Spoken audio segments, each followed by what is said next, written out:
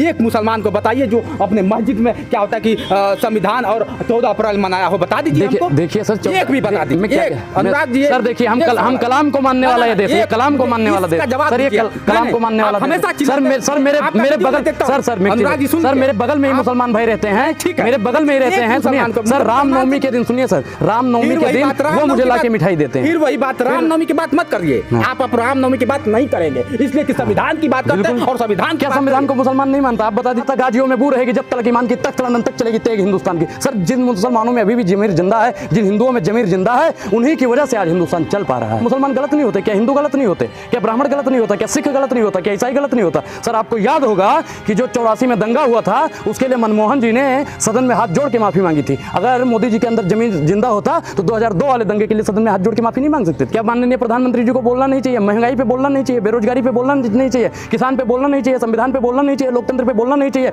न्यायालय पे बोलना नहीं चाहिए? सरकार ठप बैठ गई है। ये संघियों के इशारों पे चलने वाली सरकार है साहब, आप मानो या ना मानो। स्वागत है आपका। धन्यवाद। कैसे मन में आ गया एक लड़का 14-15 साल, महज 20 साल से नीचे का लड़का पूरे भारत में इस तरह से छा जाता है? लोग कहते हैं कि क्या है, सभी लोग फीके पड़ जाते हैं। ऐसा अनुराग क्या लगा कि नौकरी करनी चाहिए, पढ़नी चाहिए और मैं पढ़ता, बहुत बड़ा अफसर बनता, क्यों नेता बनने का मन है क्या? सर देखिए, ये बात तो भगत सिंह भी सोच सकते थे। 8 साल की उम्र में खेत में लकड़ी का पेड़ लगा रहे थे कि जब उनके पिताजी ने पूछा बेटा क्या कर रहे हो, तो उन्होंने कहा कि पिताजी मैं बंदूक बो रहा हूँ। तो उन्होंने कहा बंदूक किस लिए बो रहे हो? उन्होंने कहा कि हमारा देश गुलाम है और हम इसी बंदूक से अंग्रेजी हुकूमत को खदेड़ देंगे।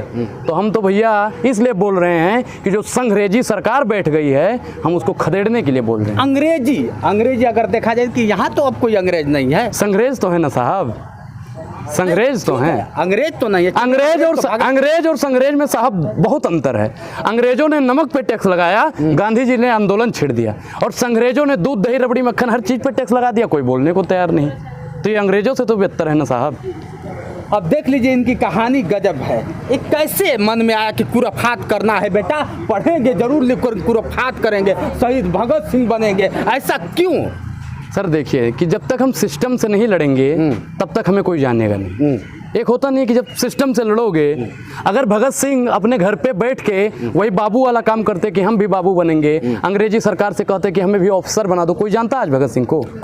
बच्चा बच्चा भगत सिंह को जानता है। भगत सिंह ने एक बात बोली थी कि जिस मिट्टी में हमारा जन्म हुआ है उस मिट्टी के लिए अगर हमें मिट्टी में भी मिल जाना पड़े तो हम पीछे हटने वाले। अनुराग का क्या उद्देश्य है? अगर देखा जाए तो अनुराग का उद्देश्य क्या है? जिस तरह से अगर भगत सिंह की बात, भगत सिंह का एक उद्देश्य था, अनुराग का क्या उद्देश्य? मेरा भी उद्देश्य है कि अगर इस सच्चाई के मार्ग पे चलते चलते अगर संग्रेज मुझे फांसी भी दे देते हैं तो अनुराग पीछे हटने वाला। फांसी नहीं होगा, इनकाउंटर होगा। तो इनकाउंटर से डरने दीजिए कि इनकाउंटर से डरने वाले नहीं कि शहीद भगत सिंह जैसा आप फांसी पे जाएंगे, आपका इनकाउंटर भी हो सकता है। देखिए इनकाउंटर से भी नाम ही होगा कि एक बच्चे से डर गई भाजपा है। अरे भैया हम सरकार से सवाल ही तो पूछ रहे हैं, गोली तो मार नहीं रहे हैं, और सामने मोदी जी आएंगे तो सवाल भी नहीं पूछेंगे साहब, गले मिल के छोड़ देंगे और एक ही चीज पूछेंगे, ए मोदी जी आप बता दीजिए झूठ काहे बोलते हो बाबा, झूठ काहे बोलते हो तुम? क्या झूठ बोले हैं? क्या नहीं झूठ बोला? प्रदेश को उत्तम प्रदेश बन दिया, भारत को सबसे आगे कर, भारत 1 नंबर पे चल रहा है। देखिए हमने सोचा था कि ये गुजरात से आते हैं, ये गांधी के मार्ग पे चलेंगे, लेकिन नहीं साहब, हम सोचे थे कि ये पटेल साहब की भूमि से आते हैं, ये पटेल साहब की भूमिका निभाएंगे, लेकिन नहीं,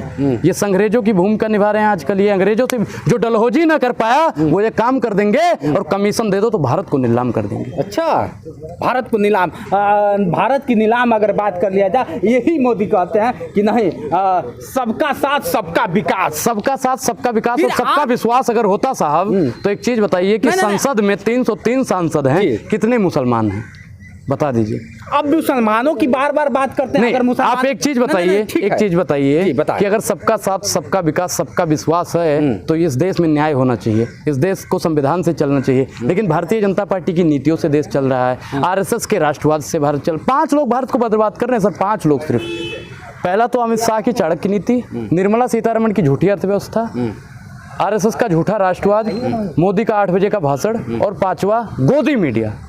गोदी मीडिया अब देखिए, मीडिया की अगर बात करते हैं और आपने मुसलमान की बात कर लिया, तो एक मुसलमान को हमें जिस संविधान के आप चिल्ला चिल्ला के चीख चीख के कहते हैं कि भारत मेरा संविधान से एक मुसलमान को बताइए जो अपने मस्जिद में क्या होता है कि संविधान और 14 अप्रैल मनाया हो, बता दीजिए हमको। देखिए सर, एक भी बता दीजिए। अनुराग जी सर, देखिए हम कलाम को मानने वाला ये देश है, कलाम को मानने वाला देश सर, ये कलाम को मानने वाला हमेशा सर मेरे बगल सर मेरे बगल में ही मुसलमान भाई रहते हैं, मेरे बगल में ही रहते हैं। सुनिए सर, रामनवमी के दिन, सुनिए सर, रामनवमी के दिन वो मुझे लाके मिठाई देते हैं। फिर वही बात, रामनवमी की बात मत करिए आप। अब रामनवमी की बात नहीं करेंगे, इसलिए कि संविधान की बात करते हैं और संविधान क्या संविधान को मुसलमान नहीं मानता? आप बता दीजिए सर। कलाम साहब बताओ, अगर देश को मानते थे सर, आप एक चीज बताइए, जो आखिरी मुगल बादशाह थे, आखिरी जो, सुनिए सर, हम क्या करें, रामनवमी का नाम लिया आपने, मुसलमान का नाम लिया, यहाँ कलाम की नाम नहीं लिया, इसलिए मैं सवाल आपसे कर दिया कि आप एक भी बता दीजिए। क्या मुसलमान संविधान को नहीं मानते हैं? क्या वही बात, क्या 14 उस दिन नहीं मनाते? क्या एक चीज सर, मैं अभी आपको अपने फोन में दिखा देता हूँ। सर एक मिनट सर, मैं क्या कह रहा हूँ, मैं 14 अप्रैल का ही दिखाता हूँ। कितने मुसलमान भाई हैं जो भैया बाबा साहब की जयंती की शुभकामनाएं दे रहे थे, सुनिए, और उन्होंने पोस्ट भी किया। सर मैं दिखा रहा हूँ सर, प्रत्यक्षम किम प्रमाणम में दिखा रहा हूँ। फिर वही बात, देखिए हनुमान जी तो भैया हम है नहीं, हनुमान जी तो है नहीं कि सीना फाड़ के दिखा देंगे जी, हो जाएगा, पोस्ट कर देने से हो अरे सर पोस्ट भी कीजिए। मैं एक आपको ऐसी फोटो दिखाऊंगा, उत्तर प्रदेश में वो बैनर लगा था जहाँ पे योगी की इतनी बड़ी फोटो, मोदी की और बड़ी फोटो, और वहाँ पे बाबा साहब की फोटो नहीं लगती है। साहब, आप सवाल से भटकिए मत, हम भटक नहीं रहे हैं सर। देखिए सच्चाई जो है उस पे आप करिए। आपने रामनवमी का नाम लिया तो ये संविधान की हमेशा बात करते हैं और मुसलमान की बात करते हैं, इसलिए मेरे जहन में वो सवाल आता था। नहीं तो आपको सलाम करता हूँ, एक मुसलमान को बताइए जो अपने मस्जिद में क्या होता है कि संविधान और 14 अप्रैल मनाया हो, बता दीजिए हमको। देखिए सर, एक भी बता दीजिए।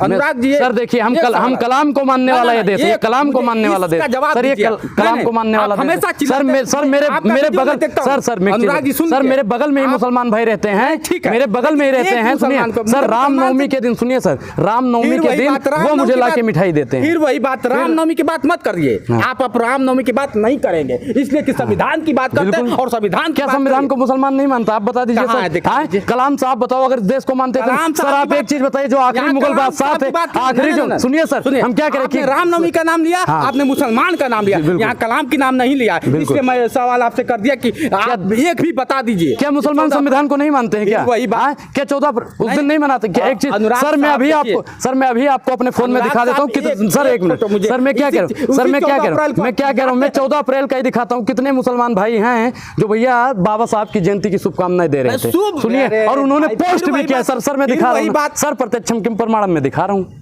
फिर वही बात, देखिए हनुमान जी तो भैया हम है नहीं, हनुमान जी तो है नहीं कि सीना फाड़ के दिखा देंगे जी, हो जाएगा, पोस्ट कर देने से हो अरे सर पोस्ट भी कीजिए। मैं एक आपको ऐसी फोटो दिखाऊंगा, उत्तर प्रदेश में वो बैनर लगा था जहाँ पे योगी की इतनी बड़ी फोटो, मोदी की और बड़ी फोटो, और वहाँ पे बाबा साहब की फोटो नहीं लगती है। साहब, आप सवाल से भटकिए मत, हम भटक नहीं रहे हैं सर। देखिए सच्चाई जो है उस पे आप करिए। आपने रामनवमी का नाम लिया तो ये संविधान की हमेशा बात करते हैं और मुसलमान की बात करते हैं, इसलिए मेरे जहन में वो सवाल आता था। नहीं तो आपको सलाम करता हूँ कि नहीं सर, देखिए हम क्या करें कि हम देखिए कुछ लोग गलत, मैं क्या करूँ, कुछ लोग गलत होते हैं, लेकिन जो आखिरी मुगल बादशाह थे बहादुर शाह जफर, उन्होंने कहा था गाजियों में बू रहेगी जब तक ईमान की तख्त लंदन तक चलेगी तेग हिंदुस्तान की। सर जिन मुसलमानों में अभी भी जमीर जिंदा है, जिन हिंदुओं में जमीर जिंदा है, उन्हीं की वजह से आज हिंदुस्तान चल पा रहा है।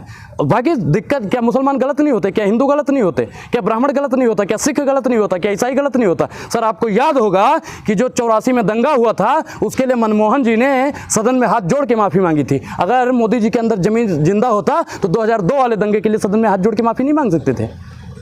बताइए सर। ठीक है, हाथ जोड़ के माफी मांग देने से हमारे देश को उन्नति नहीं आ जाएगी। हाँ हम वो बात मानते हैं, लेकिन जमीर की हम जमीर की बात ठीक है, लेकिन हाँ हाथ जोड़ के माफी। अब मैं आपका कत्ल कर दूं, मैं आता हूं और आपका कत्ल कर देता हूं और आके लाइव कहता हूं कि भाइयों बहनों मुझे माफ कर दो, मैंने अनुराग का कत्ल कर डाला। अरे कुछ लोग तो इससे क्या होता है? मैं क्या, एक चीज होता है कि लोग, जैसे आप सिस्टम पे बैठ गए, ठीक, सिस्टम पे बैठ गए।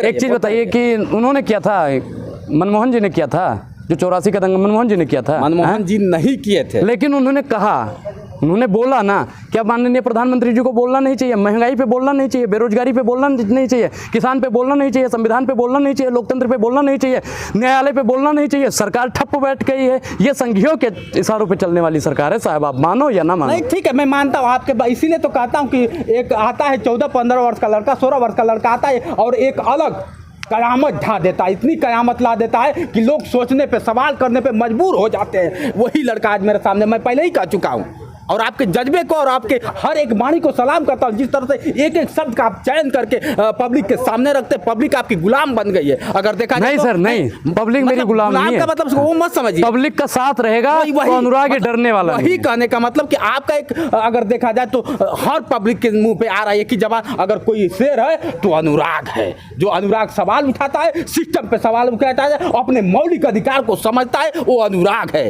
क्योंकि सर देखो, ये रुतबा मेरे सर को तेरे संविधान से मिला है, ये रुतबा मेरे सर को तेरे संविधान से मिला है, ये सम्मान भी मुझे तेरे संविधान से मिला है। औरों को मिला होगा वो उनके मुकद्दर से मिला होगा, मुझे ये मुकद्दर भी तेरे संविधान से मिला है।